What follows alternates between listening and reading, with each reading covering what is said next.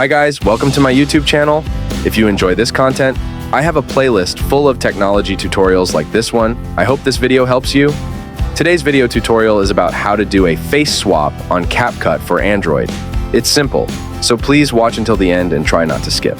First step, you need to have the CapCut app. It's free, just download it from the Play Store. Once you have it, open your CapCut app and make sure your video is ready. Next, tap on New Project and find the video you want to face swap. Once you've found it, click on it, and this is what you'll see. Now, let's replace it with a face swap animation. Now, let's replace the face. Just find the effects icon at the bottom, click on it, and then click on body effects. Next, find image, and you'll see the face animation options.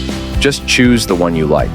You can see that the face animation automatically follows the movements of the original face. Once you've chosen one, drag it to cover the entire length of your video, then play it to see if it's okay.